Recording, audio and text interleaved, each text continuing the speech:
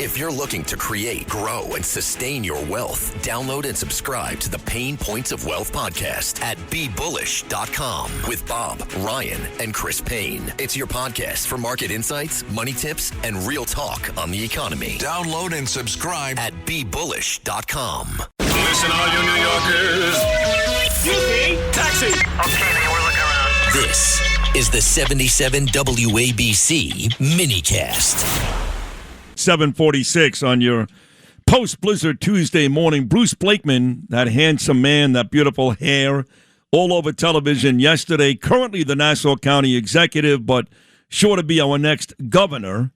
Live on Long Island, where they took a beating. Again, I spoke to the mayor in Seaside Heights, New Jersey, about 45 minutes ago. They picked up about 24 inches of snow and had to deal with horrible winds. But thank God, he said, for the most part, they're okay.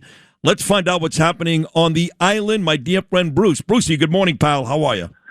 Is this Mayor Rosenberg? Yeah. You're funny. Mr. Mayor of New York City? You are funny. Zeb Brenner comes up to me at this event that Yaakov Searle put on at the Young Israel of Jamaica Estates for the Queen's Link. And all he wants to talk about is me running for mayor.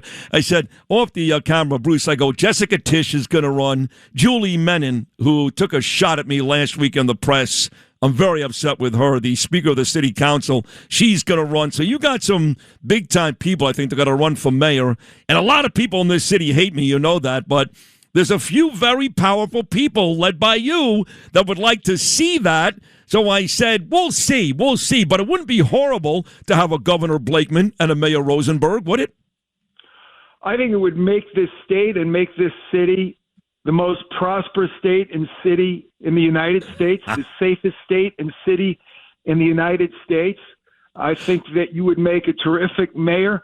You have only one problem, and that's whether you can get Danielle to let you take the pay cut. I know. That's a big problem, because it is a massive pay cut, unless you're Eric Adams. I don't know how he did it. But you're right. I'm also Jewish. And I'm not sure how that goes, although you're Jewish and you've done an amazing job winning in Nassau County, and I think you are going to win this statewide race. I want to get to Hochul, but I want to start with Long Island. You guys were on the scene right away. Ice slip again, 31 inches. Other areas on the island, specifically Nassau County, that took a beating. What are some of those areas, Bruce, and how do they look this morning? Well, the South Shore probably took the biggest beating, but I think the damage was done pretty much equally throughout the county, from South Shore to North Shore, from the city border to the Suffolk County border. We had about 24 inches in average. We had winds that were gusting to 60 miles an hour, and it made it very, very difficult to clean up the mess.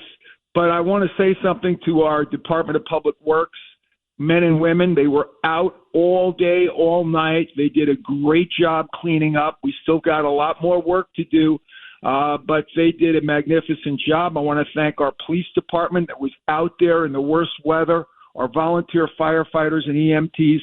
You know, we just got great people who take their jobs and their responsibilities to heart, and it made for a much safer night, and it'll get us back to normal a lot sooner, because we still have we have a courthouse that's out because of a transformer that blew. Wow.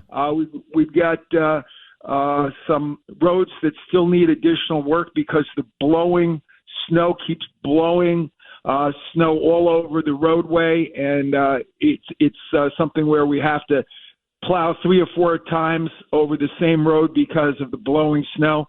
But we're going to get there. We're going to be back to normal sooner rather than later. And right now, all the major thoroughfares are passable. You can see black pavement on most of our roads. We'll be out salting today.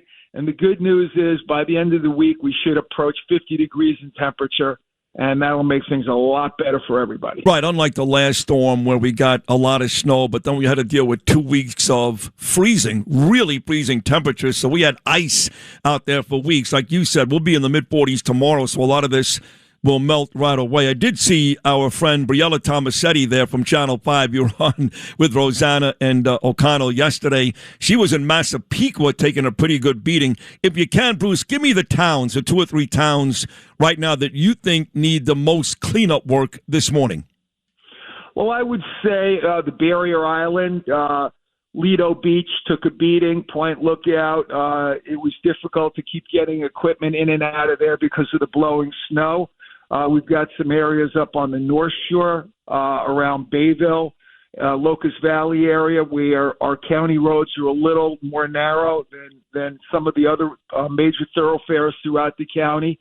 But we're attending to each and every community and making sure that we do everything we can as a government entity to make it easier for people to get their lives back to normal. So weird. You're on the air with me right now, and I've got Fox News on. And I've got videos here of Matthew Kachuk and Jack Hughes, and Kachuk saying it's an honor hearing from the President of the United States. That team is on their way to the State of the Union tonight. But there was a commercial of you, literally right before I went to this segment with the hockey players in Miami yesterday. There's a commercial of you, and you're running for governor, and you're signing a whole bunch of documents. And ironically, yesterday, you were on maybe 15 minutes before Scotto and O'Connell brought the governor on, Kathy Hochul.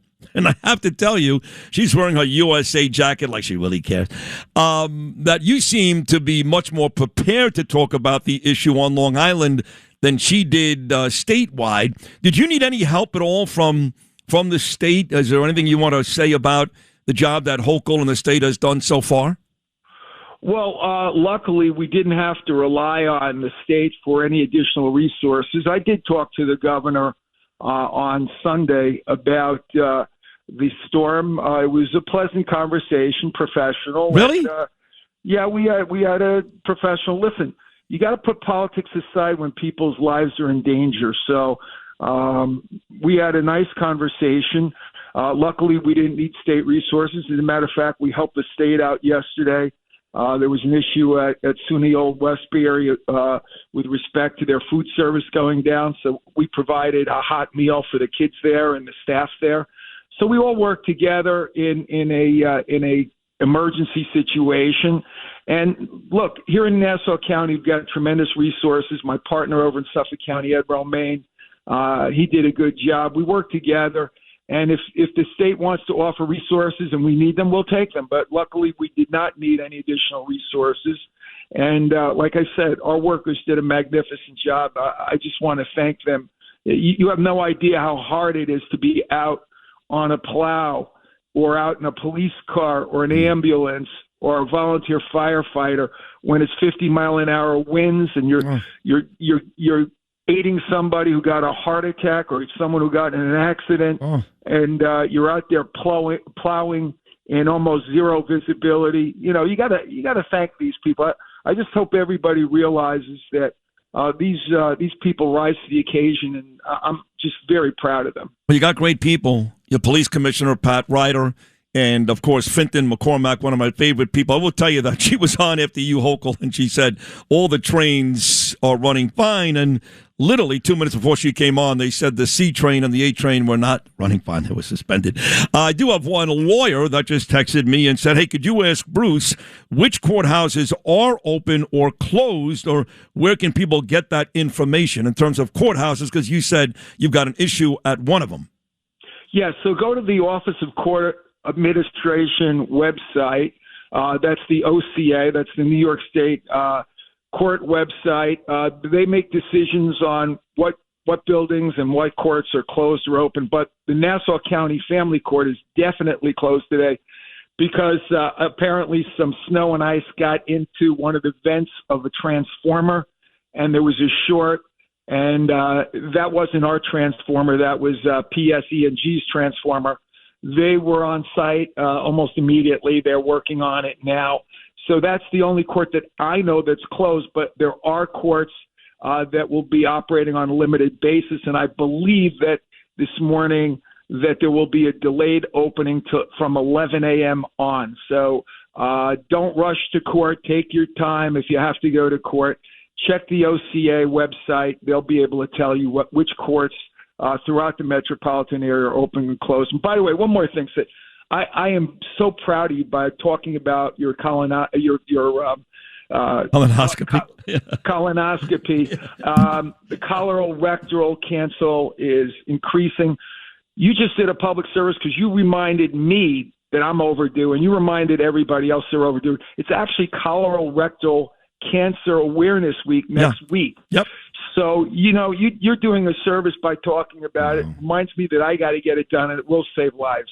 Rural Americans deserve access to the best of what our nation has to offer, especially health care. Across every state and every community, America's rural hospitals are the first line of defense, protecting our families, neighbors, and loved ones. No matter where you live, hospital care doesn't clock out. They're there 24 hours a day, 7 days a week, 365 days a year. Each year, America's over 5,000 hospitals care for millions of patients, providing 24/7 emergency care, delivering babies, cancer treatments, and other life-saving care that patients rely on. Behind every one of those patients are doctors, nurses, and caregivers working tirelessly to keep people healthy and safe. Hospitals are our community's lifelines. They employ our neighbors and keep our families healthy. But now, some in Congress are threatening access to care. Tell Congress, protect patient care to keep America strong. Don't cut rural health care.